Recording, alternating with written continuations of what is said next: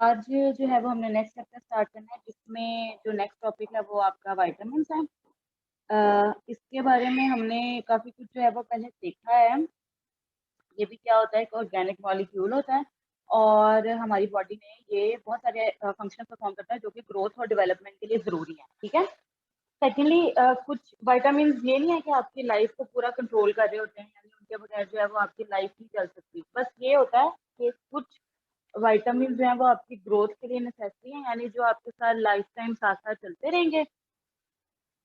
तो विटामिन्स में कुछ इस तरह के विटामिन्स होते हैं जो कि अगर आप जो आपकी चाइल्डहुड की एज है, अगर उससे से ही आपको मिलते हैं तो आपकी बॉडी जो है वो न्यूट्रिशनली ग्रो करती है। अगर नहीं मिलेंगे तो वो फिर बचपन से ही जो है वो बीमारियां पैदा हो जाएंगी और उसके बाद जो है वो फिर प्रोलॉन्ग करेंगी आपकी एडल्ट स्टेज तक, और यहाँ मतलब एंड तक ये होगा कि आपकी बोन्स तक भी वो पहुंच जाएंगी। तो पहले डेफिनेशन देख लेते हैं कि विटामिन की डेफिनेशन क्या होती है। कि ये नेचुरली एक अकरिंग एसेंशियल ऑर्गेनिक कॉन्स्टिट्यूएंट्स है। ऑर्गेनिक इसलिए बोल रहे हैं क्योंकि ऑब्वियसली कार्बन, हाइड्रोजन एक्सेट्रा से मिलके बना है। ठीक है। तो सबसे पहली तो बात आ गई कि ये essential organic constituent of diet which in minute amount aids in maintain the normal metabolic activities of the tissue. यानी अगर इसको बहुत ज्यादा तादाद में यूज नहीं होता है, बहुत माइन्यूट अमाउंट में होता है, लेकिन माइन्यूट अमाउंट में भी ये हमारी बॉडी की एक्टिविटीज को यानी टिश्यूज और सेल्स के सिस्टम को कंट्रोल करता है। जनरल प्रॉपर्टीज देखी जाए तो ये ऑर्गेनिक सब्सटेंसेस हैं, पहली बात तो ये है, और माइन्यूट अमाउंट में यूज होते हैं इसलिए इनका मॉलिक्यूलर वेट भी कम है। अ, अगर एक फिशी के लिए विटामिन जरूरी हैं, यानी अगर ह्यूमन के लिए जरूरी है तो जरूरी नहीं है कि वो एनिमल्स के लिए भी जरूरी हो। ठीक है। यानी अगर एक फिशी के लिए विटामिन जरूरी है तो दूसरी फिशी के लिए नहीं भी होंगे तो भी इट्स ओके। ठीक है। यानी हर स्पीशी को की अपनी बॉडी नीड के लिहाज से डिपेंड करता है कि उसको क्या चाहिए होगा क्या नहीं। कुछ इस तरह के विटामिन होते हैं जो हमारी बॉडी खुद सिंथेसाइज करती है। ठीक है। Vitamin are not destroyed in the digestive process and are absorbed as such. ठीक है। एक उन्होंने उसकी क्वालिटी ये बताई है, उसकी प्रॉपर्टी ये बताई है कि ये जब डाइजेशन हो रही होती है, यानी ऑब्वियसली कैटाबॉलिज्म वो होता है, एनाबॉलिज्म, मेटाबॉलिक प्रोसेस होता है, तो उसमें ये डिस्ट्रॉय नहीं होते हैं विटामिन, बल्कि क्या होते हैं कि एब्जॉर्ब, यानी एज इट इज फॉर्म में एब्जॉर्ब हो जाते हैं। इनको किसी और फॉर्म में कन्वर्ट होने की भी जरूरत नहीं होती।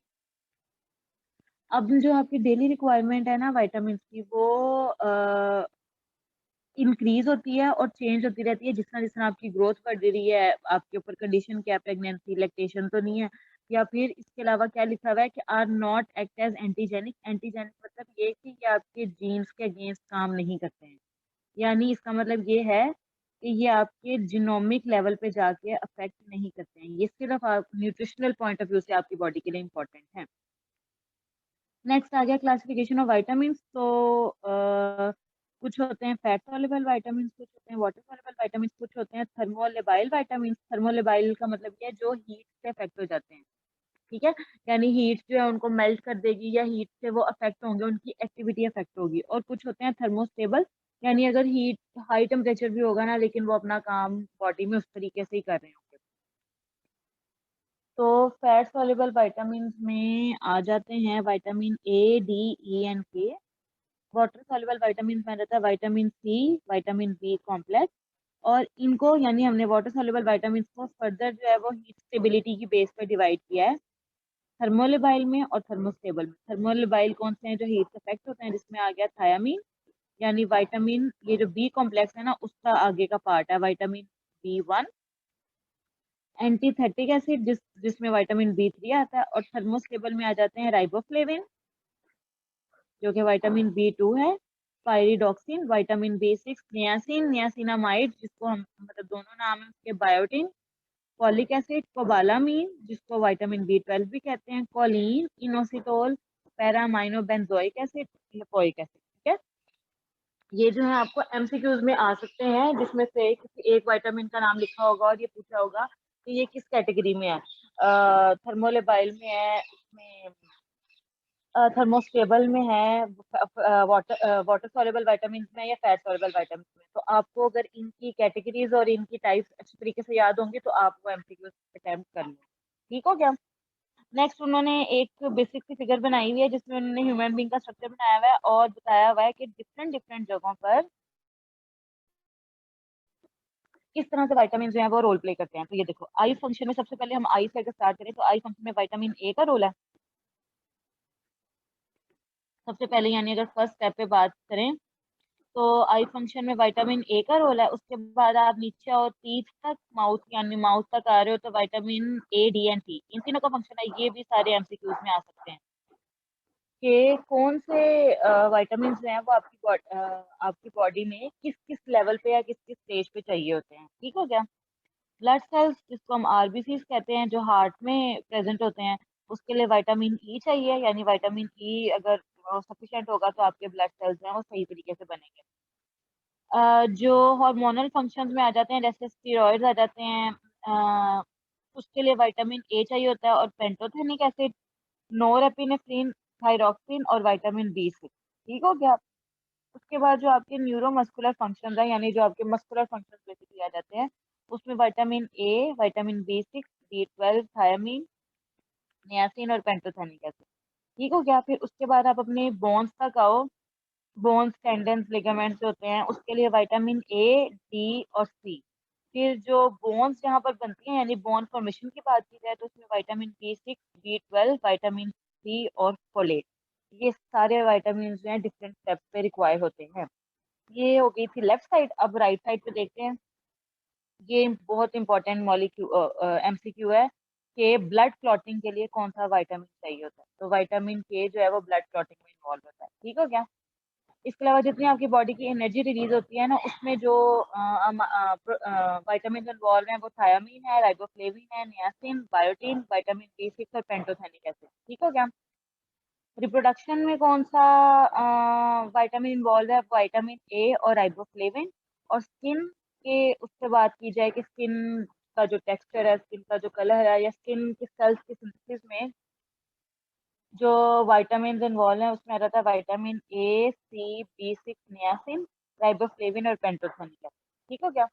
ये सारे विटामिन जो हैं आपकी बॉडी में डिफरेंट रोल्स प्ले करते हैं, और ये अपनी अपनी स्पेसिफिक लोकेशन पर ही स्पेसिफिक लोकेशन पर जाकर ही अपना काम करते हैं। और ये जैसे विटामिन के अगर ब्लड क्लॉटिंग कर रहा है ना, तो वो स्किन के उसमें इन्वॉल्व नहीं है, वो ब्लड क्लॉटिंग में ही इन्वॉल्व है। ठीक हो गया। अब इन विटामिन के आगे से डिटेल है जिसको हम डिस्कस कर लेते हैं कि विटामिन ए सबसे पहले आ गया। विटामिन ए का सेकंड नेम है रेटिनॉल। ठीक है। रेटिनॉल भी कह सकते हैं, रेटिनॉल भी कह सकते हैं, रेटिनोइक एसिड भी बोल सकते हैं। ठीक है। यानी इसको तीन इसके सिनोनिमस है जिसमें इसको एक्सप्रेस किया जाता है। तो हमने इन सब के जो है ना इंडिविजुअल फंक्शंस पढ़ने हैं।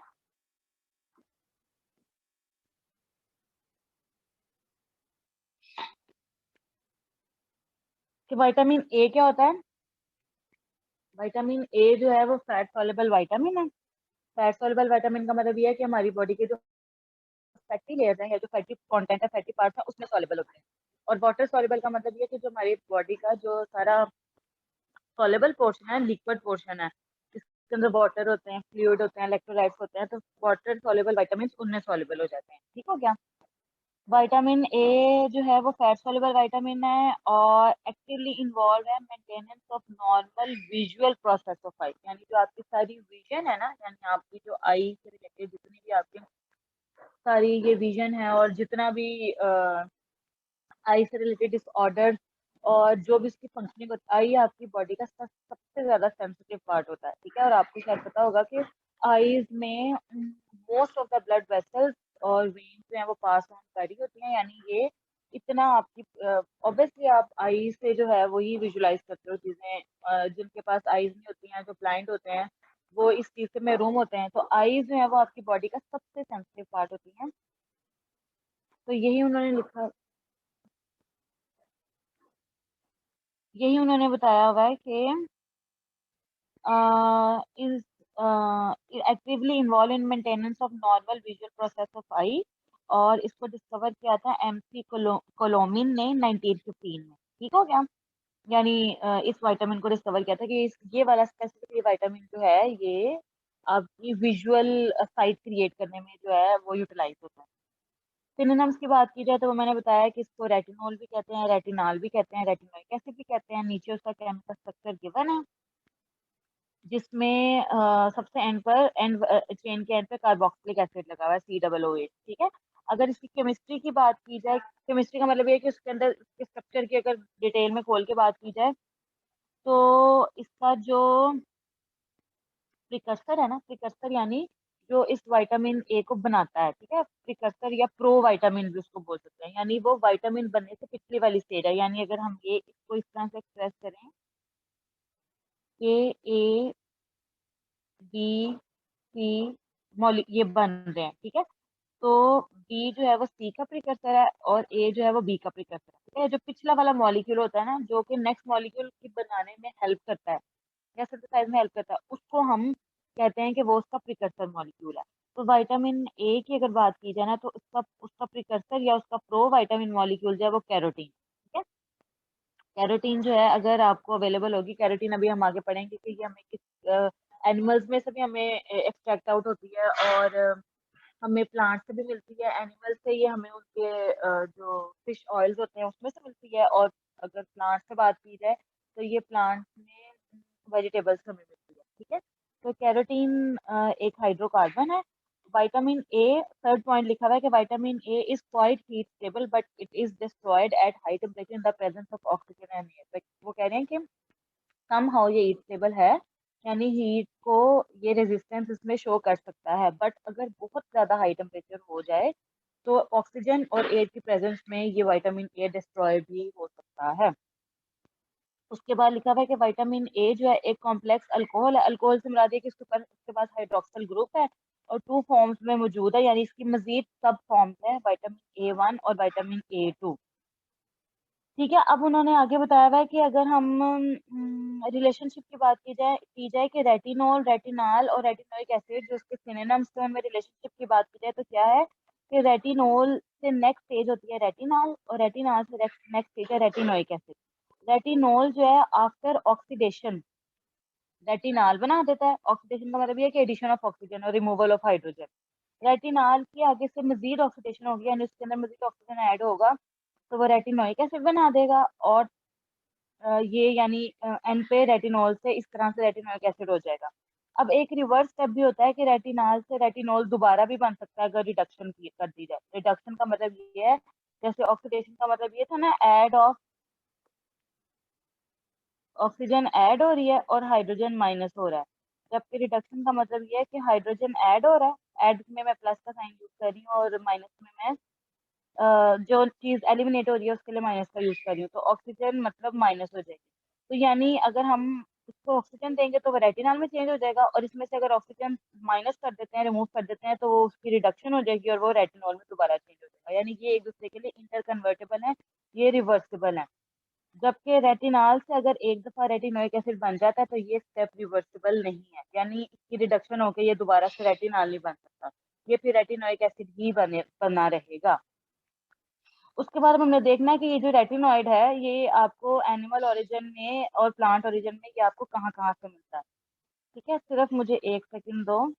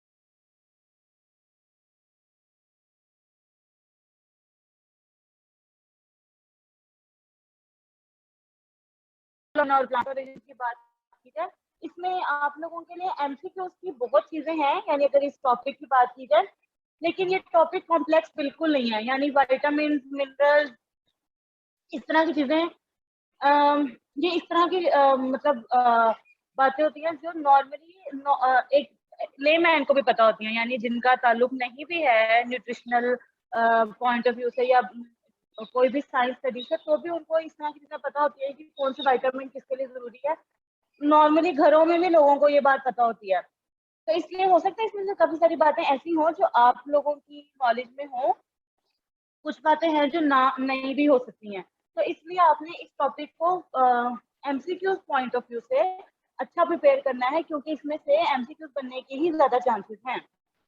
ये टॉपिक इस तरह का है कि आपको इसमें से अगर हम एमसीक्यूज बनाना चाहें तो हम इसको अगर इसमें से 100-200 एमसीक्यूज बना सकते हैं, क्योंकि ये सारे ही उसके आगे से टाइप्स हैं, फिर उनके फंक्शंस हैं, उनके फंक्शन पे की बेस पे हम बहुत सारे एमसीक्यूज जो है इसमें से बना सकते हैं। ठीक हो गया। अब रेटिनॉइड में हम एनिमल ओरिजिन की बात करें तो एनिमल ओरिजिन में से हमें ये तीनों चीजें मिल जाती हैं, रेटिनॉल भी मिल जाता है, रेटिनाल भी मिल जाता है, रेटिनोइक एसिड भी मिल जाता है। और एनिमल किंगडम में यानी ये नेचर में एग्जिस्ट करता है कहाँ कहाँ, लिवर और मतलब एनिमल के लिवर ऑयल्स में, और कुछ फिश की स्पीशीज में, जिसमें आगे एग्जांपल हेलीबर्ड की। ठीक है, मुझे पता नहीं है कौन सी फिश होती है, इसकी आप गूगल पे पिक्चर देख लेना कि क्या होती है, लेकिन ये फिश है एक। ठीक है, फिश के ऑयल में यानी होती है ना, शार्क में और कॉड में। ठीक है, इनमें जो है, इन फिश में ये रेटिनाल, रेटिनोल और रेटिनोइक एसिड मौजूद होता है। इसके अलावा कुछ और एनिमल्स के लिवर में भी मौजूद होता है, एग यॉक में होता है, बटर में होता है, चीज में होता है, होल मिल्क में होता है, किडनी और मसल्स। इन एनिमल्स की इन सब चीजों में जो है वो रेटिनॉल, रेटिनाल और रेटिनोइक एसिड होता है, यानी रेटिनॉइड। अगर हम इसको कलेक्टिवली बोले जाए तो ये रेटिनॉइड होगा।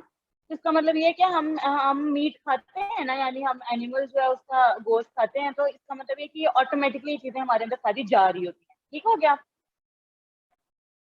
नेक्स्ट आ जाता है जो आपका जो प्रो विटामिन ए है, यानी जो कैरोटीनॉइड है, यानी हमने पहली बार बोली ना कि कैरोटीनॉइड के बाद, कैरोटीन्स के बाद जो है फिर विटामिन ए बनता है। यानी कैरोटीन जो है वो उसका प्रिकर्सर है, और प्रिकर्सर मॉलिक्यूल के बाद ओरिजिनल मॉलिक्यूल बनेगा। तो ओरिजिनल मॉलिक्यूल के हमने सोर्सेस पढ़ लिए कि ओरिजिनल मॉलिक्यूल के सोर्सेस हैं एनिमल किंगडम।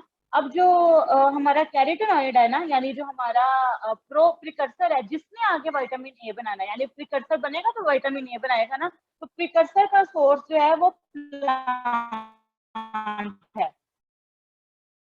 यानी अगर आपने अपनी बॉडी में कैरोटीन के अमाउंट या कैरोटीन के अमाउंट अच्छी करनी है, ऑप्टिमम करनी है, तो उसके लिए आपको विटामिन ए के इंटेक में क्या रोल है, तो उसके लिए आपको क्या देखना पड़ेगा, एनिमल किंगडम का रोल देखना पड़ेगा। यानी एनिमल किंगडम में से जो है जिसमें विटामिन ए मौजूद है, और कैरोटीन की कमी को पूरा करने के लिए आपने को प्लांट्स यानी वेजिटेबल, सैलेड, इस तरह की चीजें आप ज्यादा इंटेक करोगे। तो ये क्या होते हैं, ये कैरोटीन्स होते हैं, ये येलो रेड पिगमेंट है, यानी येलो रेड मिक्स करके मतलब थोड़ा ऑरेंजिश का ये पिगमेंट होता है। और किस किस में होता है, कैरेट्स में होता है, येलो कॉर्न्स में। कॉर्न्स का मतलब आप पता है, जैसे सिट्टा जिसको कहते हैं, स्वीट पोटैटो में जिसको शकरकंदी कहते हैं, टर्निप, पीचेस और स्पिनच, इन सब में जो है कैरोटीन जो है वो मौजूद होता है। और अगर आपकी बॉडी में से कैरोटीनॉइड की डेफिशिएंसी है, तो ऑब्वियसली आप इन सारे वेजिटेबल्स का इंटेक करोगे तो उसकी कमी पूरी हो जाएगी। वो कह रहे हैं कि इनके अंदर विटामिन ए नहीं होता, विटामिन ए की इनके अंदर कोई एक्टिविटी नहीं है, बल्कि ये क्या होते हैं, इनके अंदर कैरोटीनॉइड की एक्टिविटी है, और ये मजीद आगे किस में कन्वर्ट हो जाएंगे, विटामिन ए में कन्वर्ट हो जाएंगे, क्योंकि ये तो खुद प्रिकर्सर है, इन्होंने तो अल्टीमेटली विटामिन ए ही बनाना है। तो अगर हम प्लांट की बात ये करें ना, तो ये विटामिन ए का पुअर सोर्स है, क्योंकि विटामिन ए नहीं ये बना सकते हैं, ये आपके प्रिकर्सर मॉलिक्यूल की अमाउंट को पूरा कर सकते हैं। विटामिन ए की कमी को पूरा करने के लिए आपको एनिमल ओरिजिन की तरफ, यानी आपको एनिमल के ही पार्ट का इंटेक करना पड़ेगा। तो इसलिए ये विटामिन ए का पुअर सोर्स है, और एब्जॉर्ब नहीं होते हैं कम्प्लीटली, और 100% कन्वर्जन नहीं कर सकते हैं। इन्होंने कैरोटीनॉइड की कमी को भी पूरा करना है, और कैरोटीनॉइड के बाद ये नेक्स्ट स्टेज होगी कि आपकी बॉडी खुद ही उसको उसके साथ विटामिन ए सिंथेसाइज कर लेगी। और इसके अलावा क्या लिखा हुआ है कि विटामिन ए जो वेजिटेबल ऑयल्स में नहीं हो सकता है, क्योंकि विटामिन ए जो है वो हमने भी ऊपर पढ़ा है कि वो लिवर, एनिमल्स के लिवर ऑयल्स में होता है। तो जो वेजिटेबल ऑयल्स है उसके अंदर कैरोटीनॉइड होगा, उसके अंदर विटामिन ए नहीं होगा। अच्छा, अब हम नेक्स्ट का फिजियोलॉजिकल फंक्शन पढ़ें कि आपकी बॉडी में नॉर्मल कंडीशन में इसका क्या फंक्शन है। तो आईज में इसका रोल प्ले होता है, रिप्रोडक्शन भी होता है, एंटीऑक्सीडेंट रोल भी होता है, एक होता है इन का बोन्स एंड टीथ में, कार्बोहाइड्रेट मेटाबॉलिज्म में है, आपके इम्यून सिस्टम के एनहेंसमेंट में है। और इसके अलावा हम देखते हैं कि कुछ इसके जीन एक्सप्रेशन में इसका क्या रोल है, और कुछ इसके मिसलेनियस फंक्शन भी है। मिसलेनियस फंक्शन का मतलब ये है कि वो किसी कैटेगरी में नहीं जाते हैं, यानी वो उनकी यूनिक अपनी ही कैटेगरी है। ठीक हो गया, क्या हो सकता है। सबसे पहले यहाँ पर फिगर में अगर आप इसमें देखो तो सोर्सेज ऑफ विटामिन ए और बीटा कैरोटीन देख लेते हैं। बीटा कैरोटीन को कैरोटीनॉइड को बीटा कैरोटीन भी कह सकते हैं। ठीक है, तो उन्होंने क्या बनाया है, मिल्क बनाया है, तो बीटा कैरोटीन जो है वो प्रिकसर है विटामिन ए का, ये हम पढ़ चुके हैं। और ये मिलता हमें कहाँ से, ये सारे प्लांट्स रिलेटेड एक्सट्रैक्ट्स हैं, plant related vegetables, oil, fruits and vegetables, इसमें एग, मीट और डेयरी प्रोडक्ट्स आ गई। तो उन्होंने ये दोनों चीजों के सोर्सेज बना दिए फिगर में। अगर अब हम इसके फिजियोलॉजिकल फंक्शन पढ़ें तो आई में हमने देख लिया कि vitamin A is actively involve in normal retinol जो है। अब ये जो हम पढ़े ना रेटिनॉल, रेटिनोल, रेटिनोइक एसिड, तो ये बेसिकली जो हमारा आई का रेटिना होता है ना, ये उसके अंदर एग्जिस्ट करता है। ठीक है, यानी जो आपकी जो आई में रेटिना है जिससे आप अपनी विजुअलाइजेशन करते हो, साइट प्रोड्यूस होती है, उसमें ये रेटिनॉल मौजूद होता है। और विटामिन ए के जो कंपोनेंट, यानी जो विटामिन ए है ना, वो इन विजुअल पिगमेंट्स को, जिसके अंदर रोड और कोन सेल्स आते हैं, रोड और कोन सेल्स जो विजुअलाइजेशन प्रोड्यूस करते हैं। तो विटामिन ए जो है बेसिकली उनकी उनको उनके फंक्शन के लिए जरूरी है। यानी अगर आपके रोड और कोन सेल्स जो है वो डैमेज हो जाएंगे आपके आई के, तो आप जो है वो आपको नजर नहीं आएगा, आप विजुलाइज नहीं कर सकते हो। तो रोड और कोन सेल्स है वो बेसिकली आपकी विजुअलाइजेशन को कंट्रोल करते हैं, रेटिना के अंदर होते हैं। और विटामिन होता है जिसकी वजह से आपकी विजन जो है वो नॉर्मल होती है, आप आराम से। रोड और कोन सेल्स ये एक आपकी आई में मौजूद होती है प्रोटीन, जिसको कहते हैं ऑप्सिन, तो ये उसके साथ कंबाइन करती है। ठीक है, यानी ये जो रोड और कॉन सेल्स है ना, ये आपकी आंखों में मौजूद प्रोटीन है ऑप्सिन, ये उसके साथ कंबाइन करते हैं, और कंबाइन करने के बाद ये बना देते हैं रिडॉक्सिन। और रिडॉक्सिन क्या है, ये असेंशियल है जो आपके रोड सेल्स हैं उससे विजन प्रोड्यूस करने के लिए, जब भी लाइट डिम होगी। ठीक है, यानी जब अंधेरा हो गया ना, रोशनी नहीं है, अंधेरा हो गया, अंधेरे के वक्त क्या होगा कि आपके रोड सेल्स जो है वो एक्टिव हो जाएंगे। यानी उनको पता चल जाएगा कि आपने ये बात ऑब्जर्व की होगी कि जब बिल्कुल भी अंधेरा होता है, यानी बिल्कुल फुल आप रूम में बैठे हो, कहीं पर भी आप हो, अंधेरा है, लेकिन उसमें भी एक आपकी नेचुरली फिनोमेना होता है देखने का, जो है आपको अपनी आंखों से एक लाइट महसूस हो रही होती है कि आप उस अंधेरे से अडेप्ट हो जाते हो, और अडेप्ट होने के बाद आपको वो चीज दिख रही, मतलब आपके इर्द गिर्द जो है फुल अंधेरे में भी आपको कुछ ना कुछ दिख रहा होता है। तो होता क्या है कि डिम लाइट में आपके रोड सेल्स एक्टिव हो जाते हैं। जैसे ही आपके रोड सेल्स एक्टिव होते हैं ना, वो रोड सेल आपकी जो बॉडी में, सॉरी, जो आपकी आईज में मौजूद प्रोटीन है ना ऑप्सिन, उसके साथ कंबाइन करती है, और रोड से ये वर्ड निकला है रिडॉक्सिन। तो वो क्या करता है कि वहां से,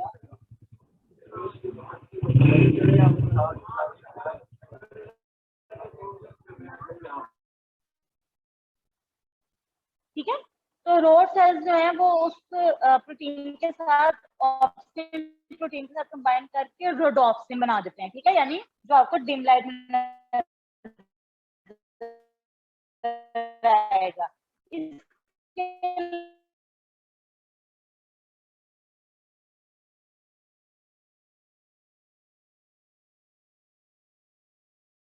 अलावा क्या है कि विटामिन ए जो है वो डार्क और लाइट में आपका विजन प्रोड्यूस करता है और कलर विजन भी प्रोड्यूस करता है। ये बात हो गई। अब आप लोगों ने एक बात याद रखनी है, इसमें एमसीक्यू ये आ गया कि डिम लाइट में विजन प्रोड्यूस करता है और कौन सी प्रोटीन के साथ कंबाइन करता है, ऑप्शन के साथ लाइट में एक्टिव हो जाती है। अच्छा, अब रिप्रोडक्शन का देखें, नॉर्मल रिप्रोडक्शन के लिए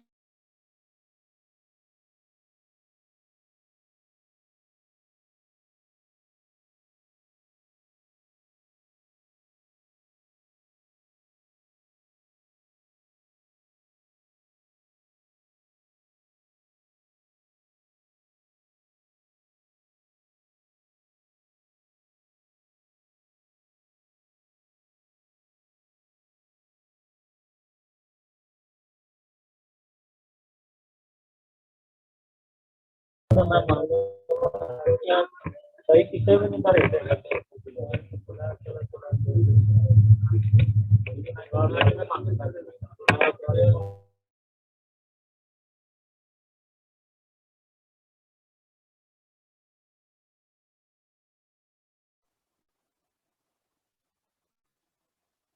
ठीक है। तो जो रिप्रोडक्शन के केस की अगर बात की जाए,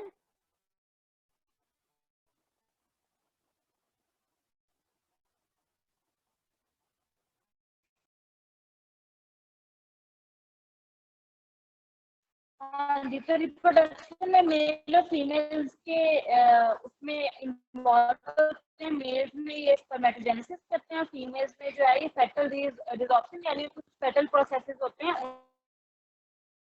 उनको। हाँ जी, हम रिप्रोडक्शन का देख रहे थे कि विटामिन ए जो है वो मेल्स और फीमेल्स में रिप्रोडक्शन के हवाले से भी इन्वॉल्व है। इसके अलावा नेक्स्ट आ जाता है एपिथेलियल टिश्यूज। तो विटामिन यानी आपकी जो बॉडी की जो सेल्स की एपिथेलियल लेयर होती है, जो सबसे आउटर सरफेस पे जो लेयर मौजूद होती है और वो थ्रू आउट द बॉडी मौजूद होती है, उसके अंदर जो ग्लाइकोलिपिड्स और ग्लाइकोप्रोटीन्स होते हैं ना, बेसिकली ये उसमें इन्वॉल्व होता है। और इसके अलावा जो आपकी एपिथेलियल लेयर से जो म्यूकस सिक्रिएट होता है ना, यानी जो विस्कस सा सब्सटेंस रिलीज होता है आपके म्यूकस जो रिलीज होता है, वो होता है गॉबलेट सेल से। तो ये बेसिकली विटामिन ए उन गॉबलेट सेल्स पे जाके एक्ट करते हैं, जिसकी वजह से आपके एपिथेलियल टिश्यूज में ग्लाइकोलिपिड्स और ग्लाइकोप्रोटीन्स प्रोड्यूस होते हैं, जो विटामिन ए की वजह से आपके एपिथेलियल टिश्यू को स्ट्रेंथ प्रोवाइड करते हैं। इसके अलावा क्या है कि आपकी बॉडी के कुछ आपकी बॉडी में कुछ ऐसे होता है कि कुछ ऑक्सीजन रिलेटेड फ्री रेडिकल्स, यानी जो कुछ इस तरह की स्पीशीज एंटर हो जाती हैं जो कि फ्री रेडिकल्स प्रोड्यूस करती हैं, जो आपकी बॉडी के नॉर्मल सिस्टम्स को या नॉर्मल मेटाबॉलिज्म को डिस्ट्रॉय करता है। तो ये बीटा कैरोटीन्स क्या करते हैं? बीटा कैरोटीन्स जो कि विटामिन ए का प्रिकर्सर है, वो इन फ्री रेडिकल्स को कैप्चर कर लेता है और कैप्चर करके उनको किल कर देता है। तो इसलिए ये एंटीऑक्सीडेंट के तौर पे भी काम करता है कि यानी जो फ्री रेडिकल स्पीशीज है ना, जो ऑक्सीडेशन कर सकती हैं, यानी आपके बॉडी सेल्स को डिस्ट्रॉय कर सकती हैं, तो ये उसके अगेंस्ट यानी एंटीऑक्सीडेंट उस पर काम करेगा कि ये उन फ्री रेडिकल्स को जनरेट नहीं होने देगा। फ्री रेडिकल जनरेट नहीं होंगे तो आपकी बॉडी जो है उसमें ऑक्सीडेशन नहीं हो सकेगी। इसके अलावा क्या है कि नॉर्मल ग्रोथ और डेवलपमेंट के लिए जो बोन्स हैं और टीथ हैं, उनकी जो मिनरलाइजेशन होती है उसमें भी विटामिन ए का रोल है। इसके अलावा क्या है कि जो कार्बोहाइड्रेट मेटाबॉलिज्म है, यानी जो शुगर जितनी भी है वो ग्लाइकोजन में जो कन्वर्ट होती है, ग्लाइकोजन रिजर्व्स है ना जो लिवर और मसल्स में, ह्यूमंस में लिवर और मसल्स में जो एक्स्ट्रा ग्लूकोज जो है वो ग्लाइकोजन की फॉर्म में स्टोर हो जाती है।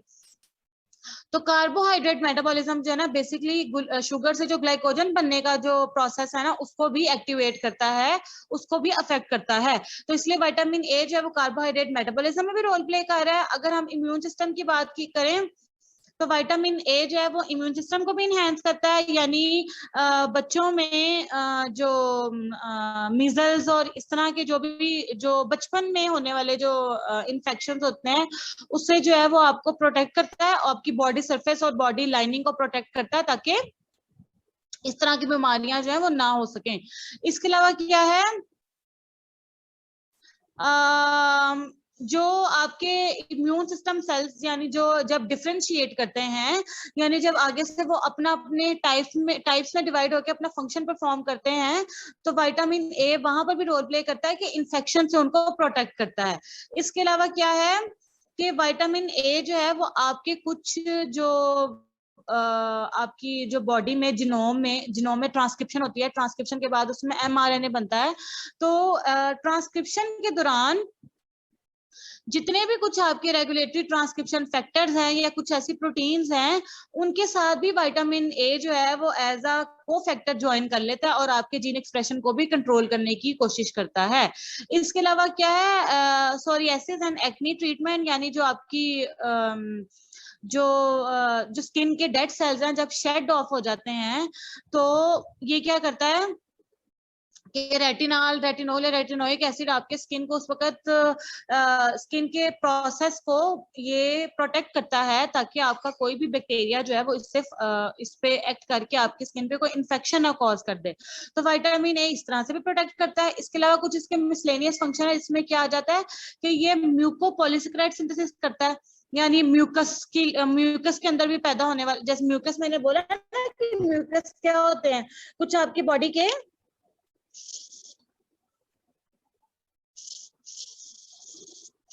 जो आपकी बॉडी की सिक्रीशंस होती हैं जो एपिथेलियल लाइनिंग प्रोड्यूस करती है, तो इसके अंदर जो मौजूद पॉलीसेकेराइड्स है ना, यानी जो इसके अंदर मौजूद कार्बोहाइड्रेट्स हैं वो भी सिंथेसाइज करता है। इसके अलावा क्या है, ग्लूकोकॉर्टिकॉइड्स की सिंथेसिस करता है, प्रोटीन सिंथेसिस में भी विटामिन ए का रोल है और न्यूक्लिक एसिड मेटाबॉलिज्म में भी इसका रोल है। ठीक है, यानी विटामिन ए जो है वो हर तरह से आपकी बॉडी के फंक्शन को अफेक्ट करता है। उसके बाद अगर हम देखें कि अगर आपकी बॉडी में विटामिन ए की डेफिशिएंसी हो जाती है, यानी विटामिन ए की कमी हो जाती है, तो क्या होगा, सबसे पहली जो चीज अफेक्ट होगी वो आपकी आई है, यानी आपकी आई जो है वो विटामिन ए की डेफिशिएंसी से आपकी पुअर विजन हो जाएगी, आपको विजन क्लियर नहीं होगा। जिसमें उन्होंने सबसे पहले जो बात की हुई है नेक्टरलोपिया की बात की हुई है कि ये बेसिकली क्या होती है, नाइट ब्लाइंडनेस होती है कि आपको आपका विजुअल साइकिल डिस्टर्ब हो जाता है और आपको रात में सही नजर नहीं आता। तो इससे सबसे पहली चीज क्या होगी, विटामिन ए की डेफिशिएंसी से निक्टालोपिया होगा, नाइट ब्लाइंडनेस हो जाएगी। इसके अलावा क्या है, जीरो थैलेमिया, जिसमें हम कहते हैं कि आपकी कॉर्निया जो है वो ड्राई हो जाएगी, यानी जो इसके अंदर आपका आई बॉल मौजूद होता है वो ड्राई हो जाता है और आपकी जो म्यूकस मेम्ब्रेन है जिसने एक सिक्रीशन से प्रोड्यूस करनी है, जो एक आई के अंदर एक स्लाइमी लेयर होती है वो प्रोड्यूस करनी है, वो भी ड्राई हो जाएगी। और एट्रोफी का मतलब है कि जो आपके कॉर्नियल सेल्स है ना उनकी डीजनरेशन, एट्रोफी का मतलब है डिस्ट्रक्शन शुरू हो जाएगी। इसके अलावा क्या है कि टीयर्स प्रोड्यूस नहीं होंगे क्योंकि म्यूकस ही प्रोड्यूस नहीं हो रहा है, स्लाइमी नेचर ही नहीं है, तो टीयर्स प्रोड्यूस नहीं होंगे। और जब वो आई आपकी वेट नहीं होगी ना, तो इसका मतलब ये है कि आपको ब्लिंक करने में यानी आंख झपकने में इरिटेशन महसूस होगी। नेक्स्ट आ गया कैरेटोमेलेसिया। इसमें क्या होती है कि आपकी जो कॉर्निया उसकी कैरेटनाइजेशन होती है, यानी जो आपकी प्रोटीन है उसकी कैरेटनाइजेशन प्रॉपर नहीं हो सकेगी, जिसकी वजह से आपका कॉर्निया मतलब डीजनरेट हो जाएगा, यानी कॉर्निया सही तरह से काम नहीं होगा, डिस्ट्रॉय हो जाएगा, विजन आपकी डिफेक्टिव हो जाएगी, ड्राइनेस होगी, थिकनेस हो जाएगी। और इसके अलावा क्या है कि आपकी एपिथेलियल लेयर जो है वो चेंज हो जाएगी और कंजक्टिवा यानी वहां पर क्या होंगे, इंजरी, जख्म होना शुरू हो जाएंगे। ठीक हो गया। एपिथेलियल टिश्यूज की बात की जाए तो अगर विटामिन ए की कमी हो जाएगी तो जो आपके हमने सारे पढ़ा कि वो एपिथेलियल टिश्यूज को बनाने में रोल प्ले करता है, तो वो सारे आपके जो रेस्पिरेटरी नेजल जितने सारे ट्रैक्ट्स हैं वो सारे डिस्टर्ब हो जाएंगे, डिस्ट्रॉय हो जाएंगे, क्योंकि विटामिन ए उसकी प्रॉपर लाइनिंग नहीं कर पा रहा।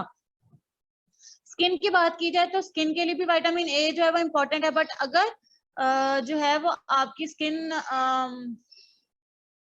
क्या कहते हैं, अगर आपकी विटामिन ए की डेफिशिएंसी हो जाएगी तो स्किन ड्राई हो जाएगी, स्केली हो जाएगी और थिक कैरेटनाइज हो जाएगी, एक्नी प्रॉब्लम हो जाएगी, इरेगुलर स्किन हो जाएगी।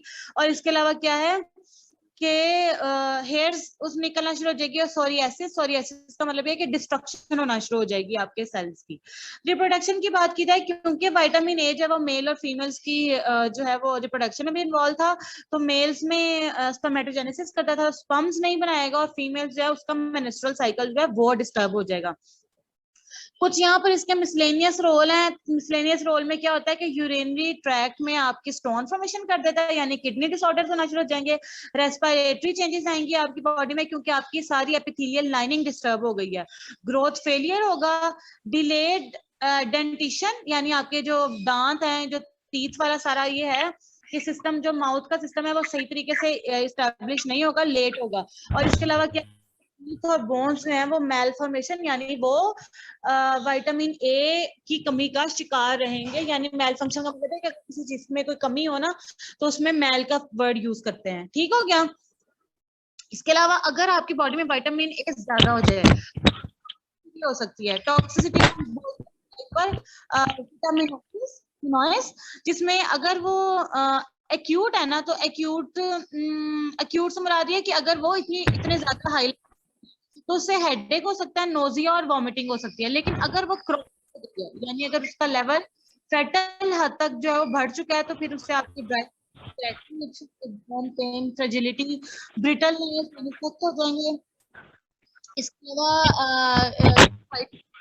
मतलब ये है कि आपको गम्स प्रॉब्लम, जो आपके जो जहाँ पर टीथ फिक्स हुए होते हैं, गम्स प्रॉब्लम होना शुरू हो जाएगी। हिमेटोमेगैली, हिमेटोमेगैली का मतलब ये है कि आपको जो सारे जो लिवर रिलेटेड डिसऑर्डर हैं वो होना शुरू हो जाएंगे। और इसके अलावा एक सेकंड, ये ए साइट्स का मैं देखती हूँ, मेरे जहन से निकल गया कि ये क्या था।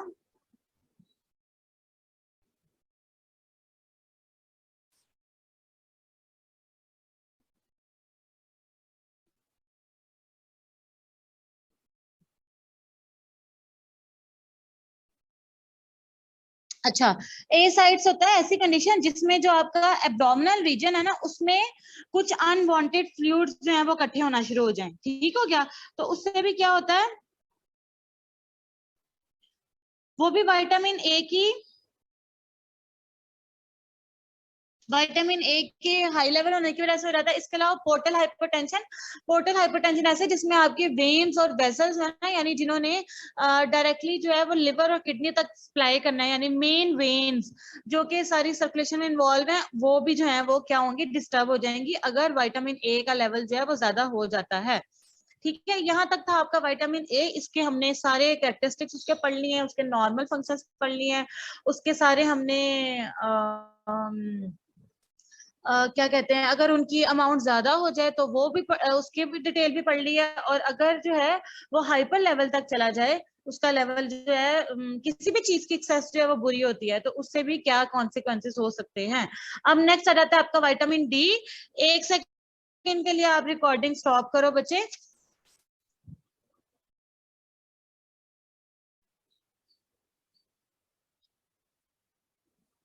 अच्छा, नेक्स्ट है हमारा विटामिन डी।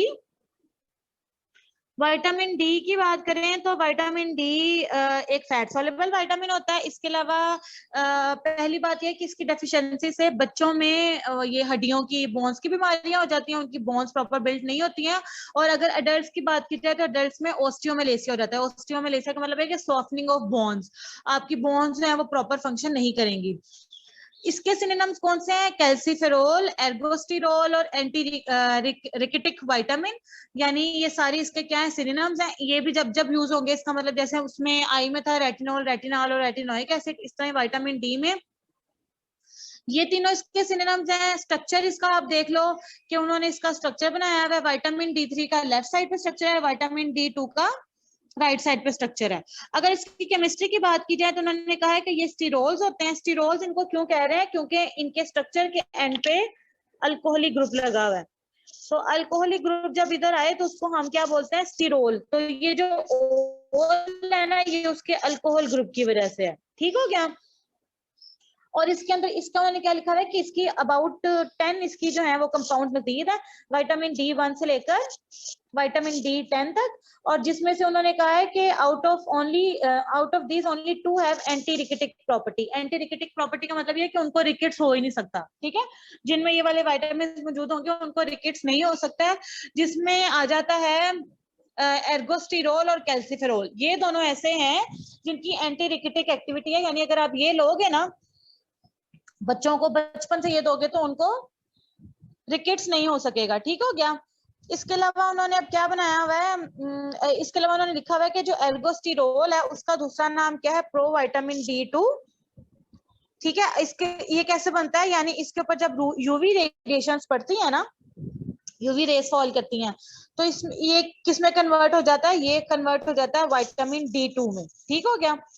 अब ये थोड़ा सा मिस प्रिंटिंग हुई हुई है ये मतलब फोन में ओपन करने की वजह से।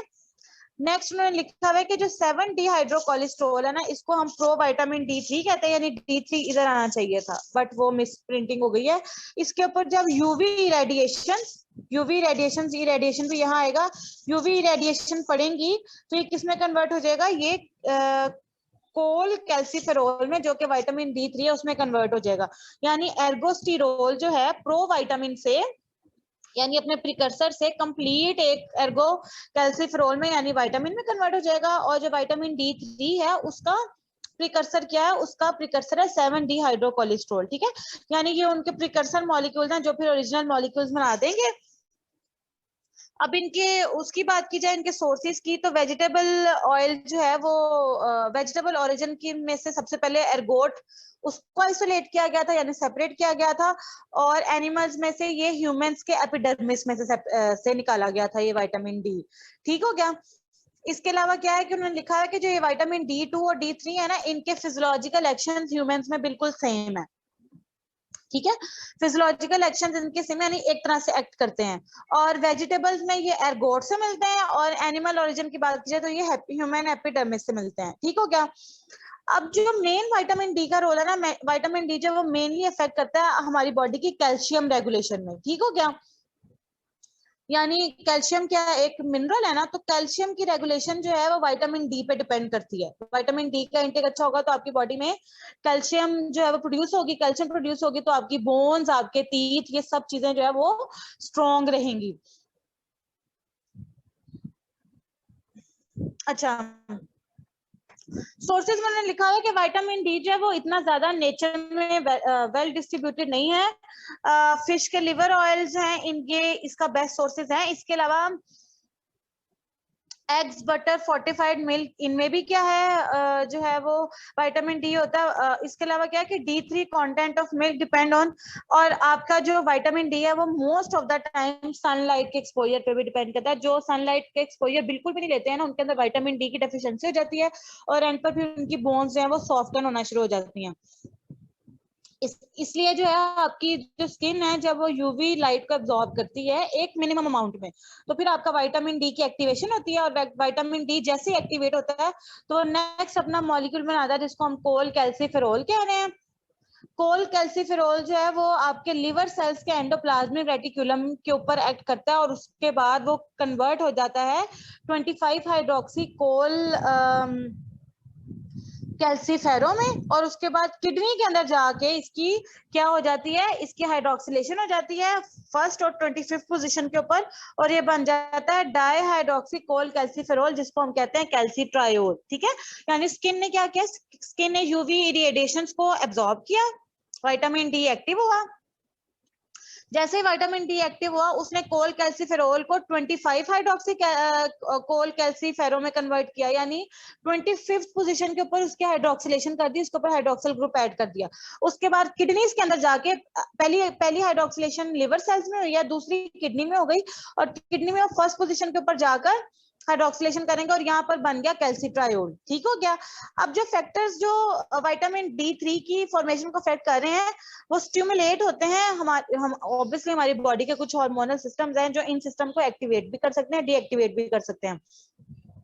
तो विटामिन D3 की जो फॉर्मेशन है ना वो स्टिमुलेट होती है पैराथायराइड हार्मोन से, PTH से, हाइपोकैल्सीमिया से, हाइपोफॉस्फेटीमिया से, और एस्ट्रोजन और प्रोजेस्टेरोन से। जबकि सप्रेस यानी कम होती है high intake of vitamin D अगर आपने कर लिया, कैल्सीट्रायोल अगर ज्यादा बन गया, या अगर आपके प्लाज्मा में कैल्शियम और इनऑर्गेनिक फॉस्फेट बहुत ज्यादा हो गए हैं, तो उससे ये होता है कि विटामिन D3 जो है उसकी एक्टिविटी कम होती है। अच्छा, नेक्स्ट आ जाते हैं फंक्शंस ऑफ विटामिन D के फंक्शंस क्या है। तो इसमें सबसे पहले तो मैंने आप लोगों को बताया कि कैल्शियम जो है वो विटामिन D जितना अच्छा होगा उतनी आपकी बॉडी में कैल्शियम जो है अब्जॉर्प्शन होगी, और अगर कैल्शियम ज्यादा होगा तो इससे कैल्शियम बाइंडिंग प्रोटीन इंक्रीज होंगी। और इसके अलावा क्या है कि जो कैल्शियम और प्रोटॉन जो ATPase पंप है इंटेस्टाइनल सेल्स में वो भी रेगुलर काम करेंगे। अच्छा, अगर अब विटामिन डी से अगर कैल्शियम एब्जॉर्प्शन ज्यादा हो रही है तो फॉस्फेट की एब्जॉर्प्शन भी ज्यादा होगी, वो फॉस्फेट के एब्जॉर्प्शन को भी इंक्रीज कर देगा। इसके अलावा क्या होता है कि आपके जो सीरम जो आपकी बॉडी में होता है उसके कैल्शियम लेवल भी मेंटेन रहते हैं अगर विटामिन डी नॉर्मली काम कर रहा है। आपके इंटेस्टाइन में कैल्शियम एब्जॉर्प्शन बढ़ रही है, कैल्शियम मोबिलाइज कर रहा है। मोबिलाइज का मतलब ये है कि ओल्ड बोन्स में जाके कैल्शियम लग रहा है ताकि ओल्ड बोन्स जो हैं उनमें सॉफ्टनिंग ना हो जाए, वो मजबूत ही रहें। और इसके अलावा क्या होता है, कैल्शियम और फॉस्फेट की आपकी जो किडनी वाली साइड्स हैं, जो रीनल प्रॉक्सिमल ट्यूब्यूल है, वहां पर रीअब्जॉर्प्शन होती है, यानी ताकि कैल्शियम और फॉस्फेट आपकी बॉडी से रीअब्जॉर्प्शन इसलिए हो जाती है कि कैल्शियम और फॉस्फेट आपकी बॉडी से किडनी के थ्रू उसके यूरिनरी सिस्टम के थ्रू निकल ना जाए। और हमें पता है कि कैल्शियम और फॉस्फेट को तो आपकी बॉडी में रिटेन रहना चाहिए ताकि वो जो है फंक्शन परफॉर्म करें और बोन्स को जो है वो कैल्शियम सारा का सारा लग जाए। नेक्स्ट आ जाता है ग्रोथ ऑफ बोन्स। तो ये भी हमें अच्छे तरीके से पता है कि विटामिन डी जो है वो मैंने बताया कि वो कैल्शियम के लेवल को अफेक्ट करती है। तो कैल्शियम का लेवल अगर नॉर्मल होगा तो आपकी बोन्स है वो नॉर्मली ग्रो करेंगी और कैल्शियम बोन्स पे डिपॉजिट होता रहेगा।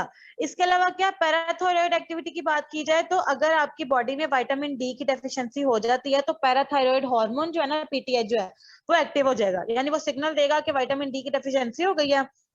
अगर हाइपरकैल्सीमिया होगा, हाइपरकैल्सीमिया यानी कि कैल्शियम का लेवल ज्यादा हो गया तो पैराथायरॉयड ग्लैंड की एक्टिविटी कम हो जाएगी। अगर दो कंडीशंस होती है ना, या हाइपर हो सकती है या हाइपो हो सकती है। और अगर हाइपोकैल्सीमिया होता है यानी अगर कैल्शियम लेवल कम हो जाता है तो इसका मतलब ये है कि पैराथायरॉयड ग्लैंड की एक्टिविटी ज्यादा हो जाएगी, यानी पैराथायरॉयड ग्लैंड मैसेज भेजेगा कि कैल्शियम का लेवल कम हो गया, तो इसलिए विटामिन डी को ज्यादा से ज्यादा एब्जॉर्ब किया जाए ताकि कैल्शियम ज्यादा से ज्यादा बने और बोन्स में जाकर लग जाए। अब उन्होंने एग्जांपल दी हुई है कि अगर आपकी पैराथायरॉयड ने अगर डिटेक्ट किया है कि कैल्शियम लेवल लो है तो पैराथायरॉयड क्या होगा, पैराथायरॉयड जो है वो एक्टिव होगा, ठीक है, यानी कि हाइपोकैल्सीमिया हो गया ना। हाइपोकैल्सीमिया का मतलब है कि कैल्शियम लेवल लो हो गया, तो पैराथायरॉयड फटाफट क्या करेगा, अपनी एक्टिविटी को इंक्रीज करेगा। एक्टिविटी को जैसे इंक्रीज करेगा ना तो वो पॉजिटिव सिग्नल देगा किसको, किडनीज को।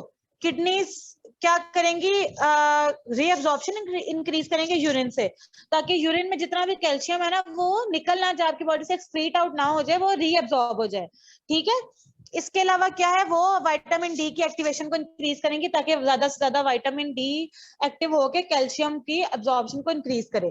अब क्या हुआ, यानी पीटीएच ने किडनी को एक्टिव करने के बाद विटामिन डी को एक्टिव कर दिया, विटामिन डी ने स्मॉल इंटेस्टाइन को एक्टिव किया और उससे क्या हुआ कि जो आपकी एब्जॉर्प्शन है ना कैल्शियम की डाइट से वो इंक्रीज होना शुरू हो जाएगी, यानी आप ज्यादा से ज्यादा कैल्शियम क्या है वो डाइट से लोगे।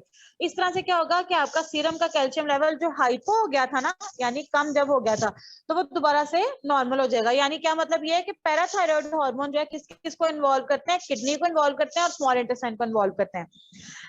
दो तो ये मैसेज हो गया ना कि किडनी को भेजता है और स्मॉल इंटेस्टाइन को भेजता है। तीसरा मैसेज वो किसको भेजता है, बोन को भेजता है। बोन को क्या भेजता है कि जो अपनी ओस्टियोक्लास्टिक एक्टिविटी है ना, ओस्टियोक्लास्टिक का मतलब ये है कि जो उसने एक्स्ट्रा कैल्शियम स्टोर की हुई है ना उसको अपने रिजर्व्स को तोड़ना शुरू करे ताकि ब्लड स्ट्रीम में से बहते हुए कैल्शियम जो है वो बोन्स तक पहुंच जाए और बोन्स की कैल्शियम की नीड को पूरा कर दे। तो इस तरह से ये सारा पैराथायरॉयड हार्मोन जो है ना अपना फंक्शन परफॉर्म करके बॉडी में इस तरह से रेगुलेशन करते हैं। अब टीथ की बात की जाए, मतलब नॉर्मल टीथ के फॉर्मेशन के लिए विटामिन डी जरूरी है, उसकी कैविटीज बनाता है। हाइपोप्लास्टिक टीथ यानी जो आपके नॉर्मल जो एक लेन में टीथ होते हैं वो, और इसके अलावा जो आपके टीथ के ऊपर एक लेयर बन जाती है इनेमल और डेंटाइन की, वो भी ये फॉर्मेशन ये विटामिन डी ही करता है। तो विटामिन डी यहाँ पर उन्होंने बनाया है कि लिवर पे उसकी 25 पोजीशन पर हाइड्रोक्सिलेशन होती है ना, किडनी पे उसके अंदर जो मौजूद होगा वो 1 और 25 दोनों पोजीशन वाला होगा डाइहाइड्रोक्सी जो था, कोलकैल्सिफेरोल। मोनोसाइट्स और मैक्रोफेजेस, मोनोसाइट्स और मैक्रोफेजेस आपके ब्लड सेल्स होते हैं जो भी आपकी बॉडी में एंटीजन एंटर हो जाता है उससे फाइट करते हैं, उसमें भी यही वाला कंपाउंड मौजूद होता है। इसके अलावा ब्रेस्ट, कोलोन, लंग, केराटिनोसाइट्स, इनमें भी प्रोस्टेट ग्लैंड्स, इनमें भी ये 125 डाइहाइड्रोक्सी कोलकैल्सिफेरोल मौजूद होता है। किडनी में ये क्या करता है, कैल्शियम की होम्योस्टेसिस मेंटेन करता है, मसल हेल्थ में रोल प्ले करता है, बोन हेल्थ में, ब्लड प्रेशर रेगुलेशन और कार्डियोवेस्कुलर हेल्थ में। मोनोसाइट्स और मैक्रोफेजेस की बात की जाए तो मोनोसाइट्स और मैक्रोफेजेस में विटामिन D3 क्या करता है, ऑटो इम्यून डिजीज से प्रिवेंट करता है कि कोई आपकी बॉडी में खुद ब खुद ऑटोमेटिक डिजीज ना लग जाए, और इसके अलावा आपको इन्वेडिंग पैथोजन से कंट्रोल करता है। और अगर ये विटामिन डी जो है वो ये प्रोस्टेट, ब्रेस्ट और कोलोन इन इधर जो है रिलीज होगा, तो ये क्या करेगा, सेल ग्रोथ और डिफरेंशिएशन में अपना रोल प्ले करेगा। अगर अब हम इसकी, ये तो हो गया ना कि सारे उसके इंपॉर्टेंट फंक्शन हैं कि वो हमारी बॉडी में इतनी इतनी रेगुलरिटीज के लिए चाहिए, लेकिन अगर हमारी विटामिन डी की डेफिशिएंसी हो जाती है, यानी अगर विटामिन डी नहीं से प्रॉपर काम करता, तो सबसे पहले तो रिकेट्स होती है, बोन्स डिसऑर्डर हो जाते हैं, टीथ, टेटनी यानी आपके जो ग्रोइंग पार्ट्स हैं वो सही तरह से ग्रो नहीं करते हैं, ऑस्टियोमलेसिया, और उसके बाद इसकी टॉक्सिसिटी रह गई है। तो रिकेट्स की बात की जाए तो बच्चों में विटामिन डी की अगर इनसफिशिएंट सप्लाई हो ना, तो कैल्शियम और फास्फोरस की कमी की वजह से विटामिन डी हो जाती है। इससे क्या होगा, आपका पैराथायराइड हार्मोन जो है वो ऑब्वियसली एक्टिव होगा, एक्टिव होने के बाद वो किडनी और स्मॉल इंटेस्टाइन को जाके एक्टिव करेगा, बोन्स को एक्टिव करेगा, और इसमें जो सीरम का फॉस्फेट लेवल है ना, कैल्शियम का लेवल गिरेगा तो फॉस्फेट का भी गिर जाएगा, तो वो सिर्फ 1 to 2 मिलीग्राम परसेंटेज रह जाता है, जबकि आप मतलब 1 to 2% रह जाता है, जबकि आपके पास आपका होना 4 to 6 मिलीग्राम तक जाइए। ठीक हो गया, क्योंकि आपका जो पैराथायराइड हार्मोन है वही सही तरह से एक्टिविटी नहीं परफॉर्म कर पा रहा। तो इसका मतलब ये है कि आपको आउटसाइड से फिर विटामिन डी और कैल्सिट्रायोल्स का इंटेक करना पड़ेगा ताकि बच्चों में इस डिजीज को क्योर किया जाए। बोन्स में अगर देखा जाए तो ऑस्टियोक्लास्टिक एक्टिविटी होगी, यानी बोन्स में से कैल्शियम निकलना शुरू हो जाएगा, कैल्शियम की जो है वो बोन्स से रीअब्जॉर्प्शन होना शुरू हो जाएगी, बोन्स वीक हो जाएंगी, फ्रेजाइल हो जाएंगी, न्यूली लेड बोन, और जो नई बोन्स बन रही होंगी ना वो अनकैल्सिफाइड होंगी, यानी उनमें कैल्शियम मौजूद नहीं होगा, और इसके अलावा आपका स्केलेटल डीफॉर्म हो जाएगा, यानी स्केलेटल जो है वो सही तरह से खड़ा नहीं हो पाएगा, और आपकी लेग्स जो है वो बो हो जाएंगी। बो का मतलब ये है कि वो झुकाव की तरफ हो जाएंगी, झुकना शुरू हो जाएंगी, प्रॉपर बिल्टअप नहीं होंगी। टिबिया जो होती है ना आपकी, यानी जो आपकी जो फीट में होती है टिबिया और फिस्ट्यूला शायद, तो ये बोन्स जो है ना आपकी ये बेंड होना शुरू हो जाएंगी, जो आपके ये हिप्स और इन सारी चीजों को कनेक्ट कर रही होती है ना।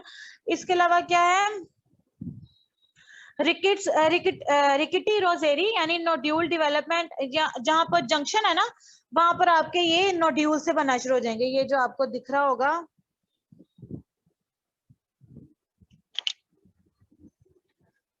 आपको कि ये नोड्यूल से बन रहे हैं, ठीक है, यानी वो गोल सी एक उसकी जो है वो नोड्यूल्स बन जाएंगे रिस्ट, एंकल्स और नीज पे। इसके अलावा क्या है, कायाफोसिस, जिसमें आपकी जो स्पाइन है वो बैकवर्ड जो है ना वो प्रोट्यूड यानी पीछे की तरफ झुकना शुरू हो जाएगी, लोडोसिस हो जाएगा, जिससे आपको साइड वॉर्ड स्पाइन यानी साइड्स पे, स्केलेटल के साइड्स पे पेन होना शुरू हो जाएंगी, स्कोलोसिस फ्रंट वॉर्ड स्पाइन यानी जो फ्रंट की तरफ आपकी स्पाइन आती हैं उनमें पेन होना शुरू हो जाएगी। इसके अलावा क्या है, क्रेनियोटेव्स यानी आपके जो स्कल की बोन्स हैं वो सॉफ्टन होना शुरू हो जाएंगी, यानी उनमें इतनी ताकत नहीं रहेगी। हैरिसन सल्कस, जिसमें क्या है आपके ट्रांसवर्स ग्रूव्स यानी आपकी बोन्स के अंदर गैप क्रिएट होना शुरू हो जाएंगे। पिजन्स चेस्ट यानी जिसमें आपकी जो स्टर्नम है ना, यानी जो ये चेस्ट वाला एरिया होता है ये बिल्कुल बाहर की तरफ आ जाएगा सारा। और पॉट बेली एब्डोमेन यानी जो एब्डोमेन है वो बिल्कुल बेली के करीब आ जाएगा, आपका पूरी बॉडी जिस जो है ना वो जो है वो हो जाएगी, बेंड डाउन हो जाएगी।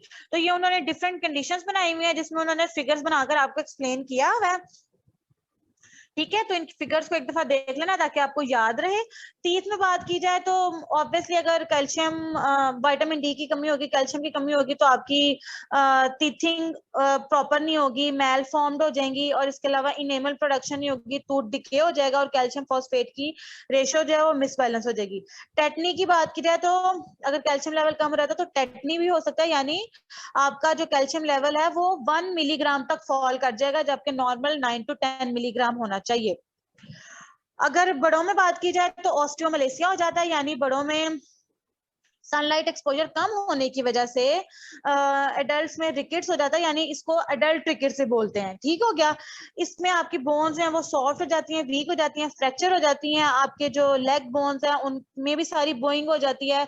इसके अलावा क्या है, कि आपकी बोन्स में गैप क्रिएट होना शुरू हो जाते हैं, आप क्लाइम नहीं कर सकते, आपको चेयर से उठने बैठने में मसला होगा।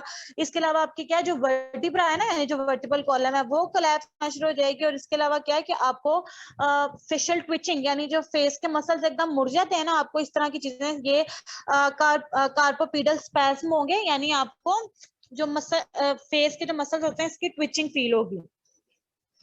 ये था कि अगर इसका कैल्शियम लेवल अगर ड्रॉप कर जाता है। अब ये है कि हाइपर विटामिनोसिस डी, यानी अगर आपका विटामिन डी का लेवल बहुत ज्यादा बढ़ जाता है तो उससे क्या होगा कि आपका ऑब्वियसली सीरम में कैल्शियम और फॉस्फेट का लेवल बढ़ जाएगा, प्लाज्मा में कोलेस्ट्रॉल बढ़ना शुरू हो जाएगा। तो इससे आपको नोजिया, एनोरेक्सिया या वॉमिटिंग, पॉलीयूरिया, यानी आपको इस तरह की सारी बीमारियां होंगी, गैस्ट्रोइंटेस्टाइनल डिस्टर्बेंस हो जाएगी, किडनी स्टोन्स में फॉर्मेशन होना शुरू हो जाएगी, आपकी जो बॉडी के सॉफ्ट टिश्यूज हैं जहां पर कैल्शियम डिपॉजिट नहीं होना चाहिए, यानी जैसे हम आर्टरीज और किडनीज की बात करते हैं तो वहां पर भी कैल्शियम डिपॉजिट होना शुरू हो जाएगा, जिससे क्या होगा कि आपकी बॉडी में स्टोन्स बनना शुरू हो जाएंगे। और स्टोन्स हमें पता है कि वो हमारी बॉडी के लिए डेंजरस होते हैं।